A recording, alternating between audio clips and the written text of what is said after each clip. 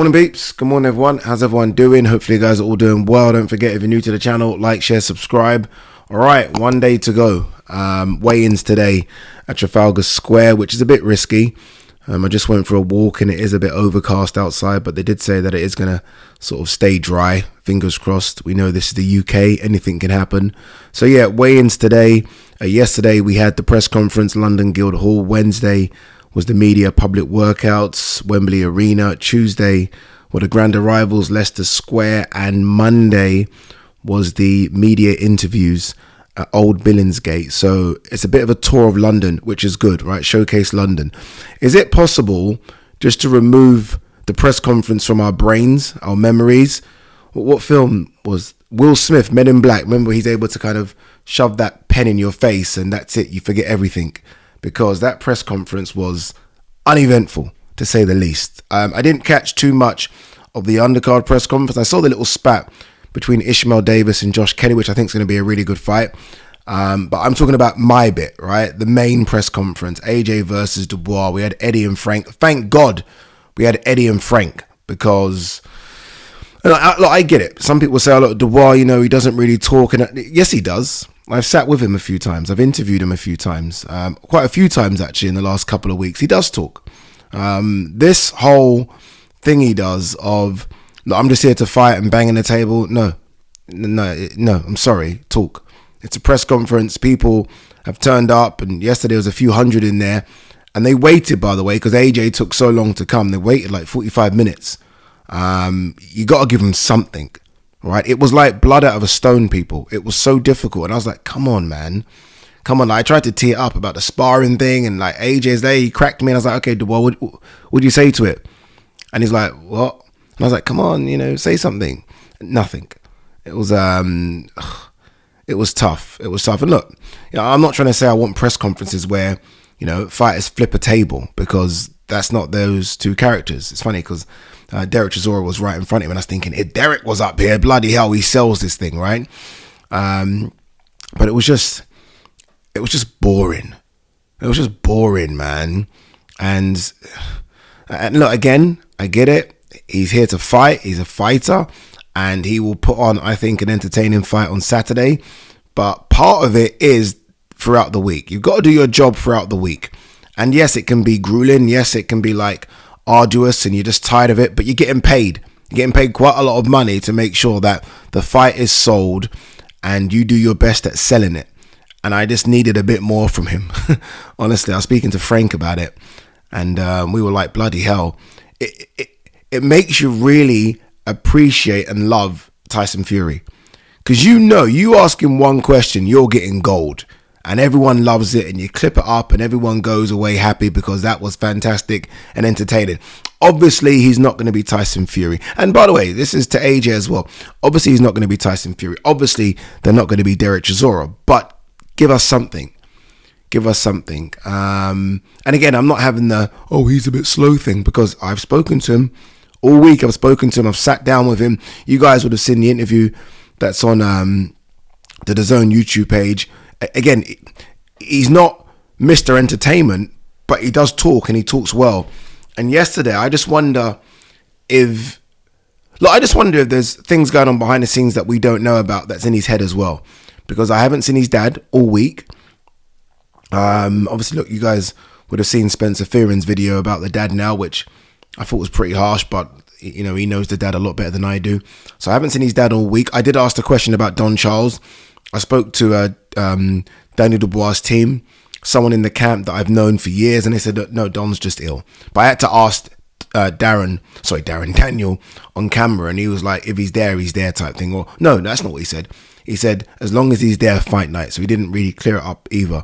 But maybe not having those two figures around him all week is the reason he's a bit tetchy now. Maybe, I don't know. Or maybe the magnitude of it all is starting to sink in. I think he's one of those people that just wants to get in the ring. Forget all this media crap. Forget all these questions. You just want to get in the ring. But it's part and parcel of a big fight. When people talk about people handling a big fight, they're not just talking about fight night. And when you fight an AJ or Fury or Canelo or Floyd back in the day, or Pacquiao. They're not just talking about fight night. They're talking about, can you handle all week? Can you handle being asked 1,000 questions the same time? Can you handle being asked the same question 1,000 times? Can you handle that? And I think I saw a bit of chink in the armor of Daniel yesterday, because I was able to see him before he went on stage with me, and he was kind of pacing up and down. So I just feel like the magnitude is starting to sink in a bit. Again, look, I'm not saying this will affect him come fight night, because I think on fight night he's almost like a dog on the leash. He just wants to be unleashed. But yeah, you take small things, right? I mean, in boxing, it's all about small percentages, I'm guessing. So you take it. As for AJ, I almost feel like he was trying to tee up Daniel a couple of times, and nothing. So what can he do, right? I mean, you need a dance partner. I mean, again, AJ's not Tyson Fury either when it comes to the mic. So if you don't have that dance partner with you, there's not much you can do. But look, talk is done. They are going to be asked a couple more questions today on stage. Thank God it's not me. Put me back in the studio, please. I think it'll be Todd Grisham and Ariel Helwani that ask the questions. But it's going to be very simple answers. Daniel's just going to say, I know. He's just going to say, I just want to fight. That's it. And look, okay, cool. I get it. You just want to fight. But again, it does make you really appreciate not just Chisora and Fury, because they're the big two, but Dillian White as well will sell a fight. David Haye, I mean, he will sell a press conference. Tony Bellew. It's like they all understand the game. They all understand what they need to do. And I think some maybe don't. And again, I'm not having the, Dubois is a bit slow thing. Maybe there is a side to that, maybe. I don't know. But I'm telling you now, the boy can talk. And he just didn't want to talk yesterday. It is what it is. David Haye, new Joshua would batter old Joshua in a round. Depends how old we're going back. Are we talking Klitschko old? Are we talking, when he first turned pro? When he first turned pro, obviously. This AJ would destroy that AJ. Klitschko won. The Klitschko AJ definitely threw more punches. I think he felt invincible. Believed in his gas tank a bit more. But this AJ all round is better. More wiser. Battle scarred. I think harder. Stronger. So yeah, I believe this AJ. I think this AJ is the best version of Anthony Joshua we've ever seen. But we haven't seen him in there against a top guy yet. Even if it's a Caballero type, right? A guy, fringe top 10, someone like that. Let's see you in there against someone like that before we start saying this AJ is the best thing since sliced bread. I need to see him in there against a top guy. Even Dubois. Dubois is very, very good. Is Dubois as good as Parker? Is Dubois as good as Piccoli? Is Dubois as good as Caballero? I'm not sure, but if AJ can get rid of Dubois quickly and early, then yeah, maybe he is at his best. Maybe.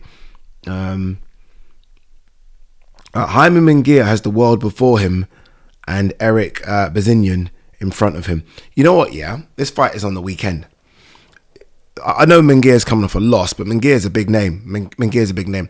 This is why it's so important to have a promoter that talks and sells for you, right? All of Munguia's fights in the past under Golden Boy, Oscar's doing the heavy lifting. Oscar's, because Munguia's English it's there, I've spoken to him, but it's not. I mean, he can't. He's a bit like early Canelo, wouldn't feel comfortable enough to speak in English. So Oscar's doing everything. No more Oscar. He's now decided to go to Top Rank, which no one's really talking about. Like, Oscar seemed to, I thought, have done a good job with Munguia. It's weird how he's just gone. Like that's him losing quite a big name, but it's just anyway. Remember in the press conference when he literally is fighting Canelo, Munguia is there. He's kind of he's backing his guy, and all of a sudden he gets Munguia the Canelo fight, and then Munguia's gone next fight. Very strange. But yeah, without a spokesperson, an Oscar, an Eddie, even a Ben Shalom, a Frank, no one's there to talk for him, and all of a sudden he's got a fight this weekend that no one's talking about. And quite a lot of fight fans didn't even know it was on. Very, very strange. Hamza Shiraz welcomes the pressure ahead of Tyler Denny test. It's going to be a bit of a test, this one. Don't sleep on Tyler. Hamza is the big favourite, granted, but Tyler's had it hard, and I think that that motivates you, and he'll be hearing the things that people are saying as well, like, you know, oh yeah, Hamza gets it done early. He'll be hearing that, and that will just be extra fuel to the fire. Tyler's always been an underdog. Always been an underdog. Again, this guy had to sell tickets to get on a fight card. Had to sell his own tickets to get on a fight card. And now he's a European champion. Let's not forget that he is the European champion. This ain't easy work for Hamza. Tyler will make sure that Hamza feels every part of that tough weight cut. And it is a tough weight cut for Hamza. And Tyler will be on his chest working. Hasn't got the punch power, but will be working. Has got punch power to make you know you're in a fight. I mean, go and watch the Felix Cash fight. He landed some good shots. But it will be interesting to see how that one plays out. What else do we have to talk about? Yanibek Alamkanali heads to Australia to defend against Andre Mikhailovich.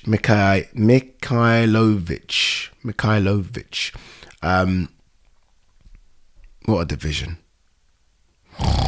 What a division. Honestly, the middleweight division is just...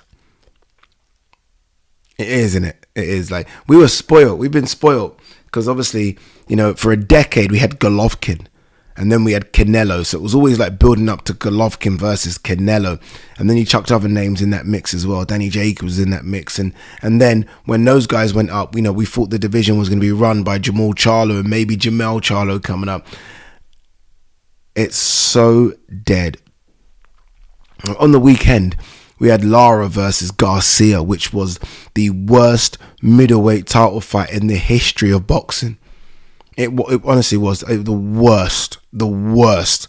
That's the current state of the middleweight division. Mate, what a disgrace. What an absolute disgrace. All right, I think that is it. By the way, this is interesting. This is very interesting. This Zhili Zhang, Martin Bakoli thing. Everyone thought that fight was done and signed. It's not. There seems to be a four-man kind of party here. So there's Parker, who I spoke to yesterday about this, Bakoli, Zhang, Kabial. Nothing's been ironed out, by the way. Like that mix, any four can fight each other in that mix. And I look at that mix and I'm like, okay, which one would I really want to see?